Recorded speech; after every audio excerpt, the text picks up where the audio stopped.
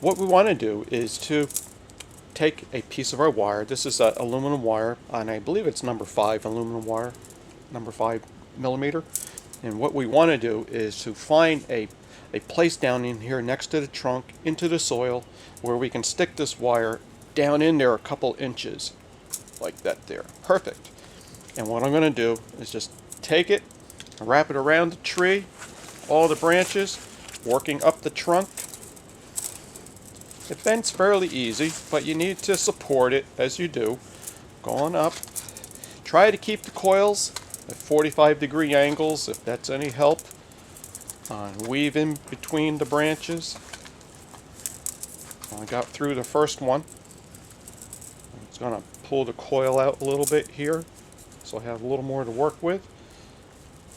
Go over top of my first branch. Now coming up to my second branch here. Right in here. I'm going to go over top of that in there.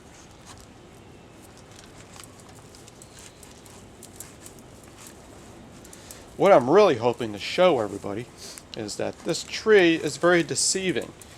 And what I'm looking to show is that as windswept as this tree may look, I actually want to make it into an upright style tree.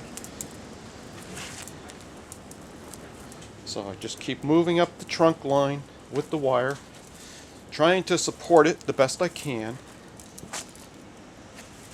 The wire is a bit of a bear because it is heavy. It's not easy to work with, but it's not difficult for those who might be timid to try.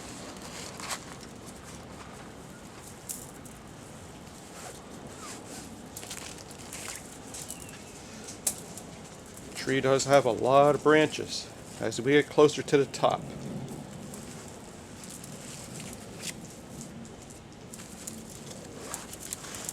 Just going to show you what it looks like so far. Move that in, and you can see how the wire has been wrapped around the trunk. I'm going to keep going.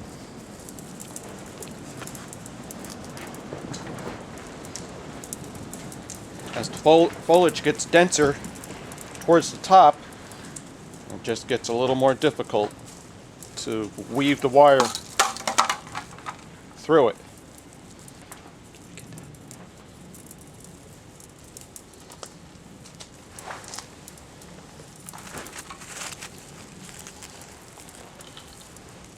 Just going to put that pot back on the root ball here. It just slides right on.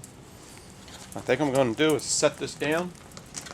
It's getting a little tough to handle.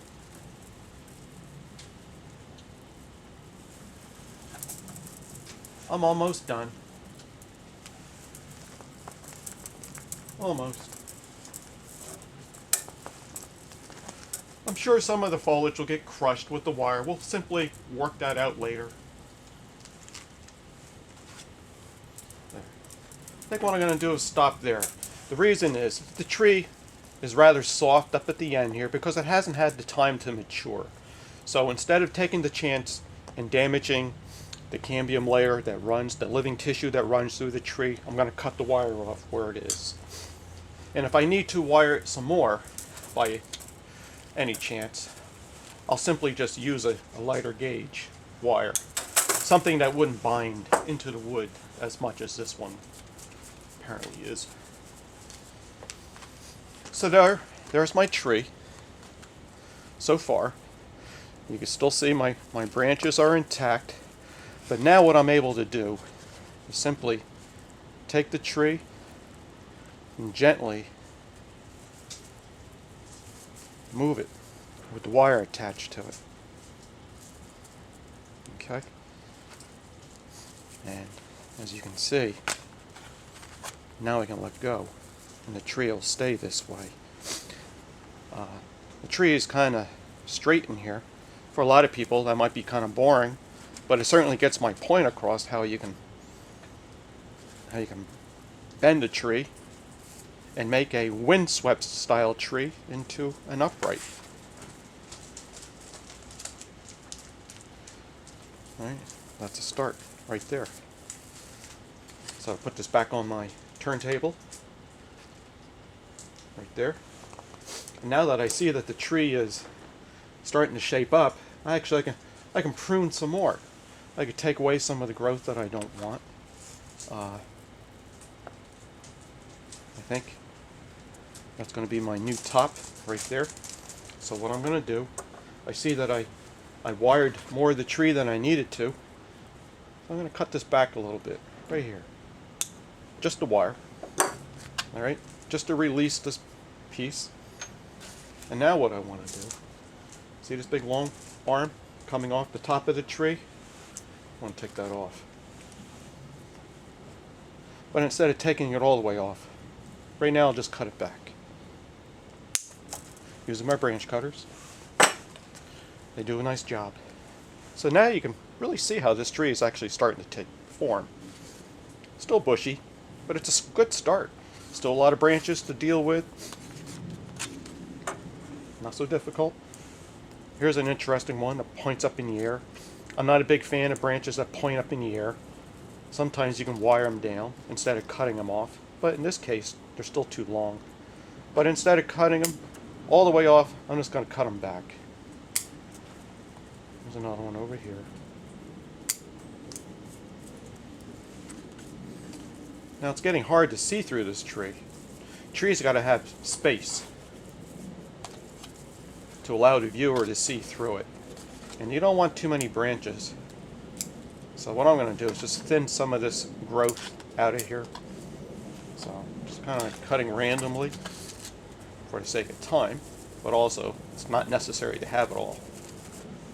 Branches are long, as you can see. We can also cut some of that back. Makes the tree easier to work with. A lot of times I can use my fingers. You can just pluck growth off the tree where it doesn't need to be. I think there's a branch in the back here that needs to come off. We'll take that one away. Right there. There's another one. Take that one away. And as you can see, the tree begins to open up. What I'd like to do is give the tree some movement. Since now we got wire on it, we can make a lot of changes. I moved it to the right. Now we'll move the top to the left. Straighten it out. Trees always want to straighten out. So if you left the top slanted to the right, well, it wouldn't look as natural as it would as the top would always want to come back and face the sun. So what I'm going to do is thin it out some more. Just keep pruning. Take out some of the little fluffy growth that grows near the trunk. Not cutting all my branches off. Just create little openings. It's usually a good idea to cut away any branch that tends to grow towards the viewer. They block the line of the trunk. This is the back of the tree. This is what I have so far. Okay. Straighten that out a little bit. This is I believe this branch right here. It's going to be my back branch. It'll give me a third dimension in my art piece here. I'm just simply cutting off growth that faces down. The reason why I can cut it off though is because there's a lot of growth on there. Sometimes you work on trees that don't have a lot of growth, and you'd be kind of silly to cut off what it doesn't have or lacks. In this case, there was a lot of bushy growth coming off of this branch, so I was able to cut it back. But of course, if you had a tree where the growth, it was lacking growth on a branch, you certainly wouldn't want to cut that off. Going back to my first video, one can simply sometimes spin a branch by applying wire to it, spinning it so that you can put the foliage where you need it to go. So here, I have two branches here, kind of like too many. I'm going to cut one away. Creates an opening. Here's what I think is going to be my front. Going back to that. Some more branches. to remove some more little growth. Cut those back. Looks like I'm cutting the wire, but I'm not.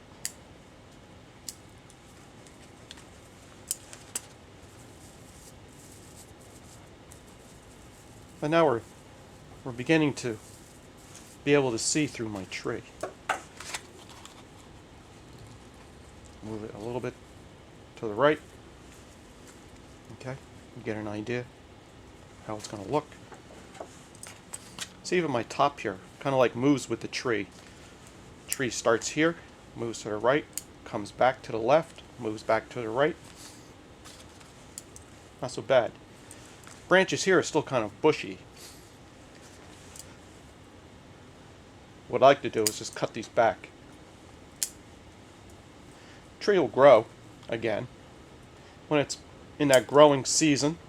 This is winter right now, and the tree is rather dormant, so I can cut it back. Doesn't hurt. Doesn't hurt the tree. I always thought it hurt the person learning bonsai more than it did the tree.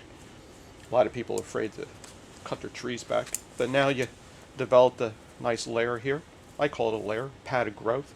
A little long yet. There's another one over here. Needs to be cut back. I have some experience in doing this. If you're doing this for the first time, you might want to work slow, okay? And if you have any reserved feelings about whether or not you should cut off a branch or leave it, you always leave it. I always like to tell people to leave the tree alone, but put it someplace where you would see it on a regular basis. And then eventually what happens is that you'll know, generally, automatically, that the branch would either stay or go after you view it a number of times. So don't be so eager to cut everything back at once. Just cutting off some of the growth that jets off the bottom. Want the pads of your branches to be rather flat, alright, and the top a little billowy. This branch over here needs to be thinned out. Let's cut the top out. But now you get an idea what's going on. There's a branch here. See this one here? I think I'll take that one away. Now I can see the branch in the back very clearly. This one here, take that one away too.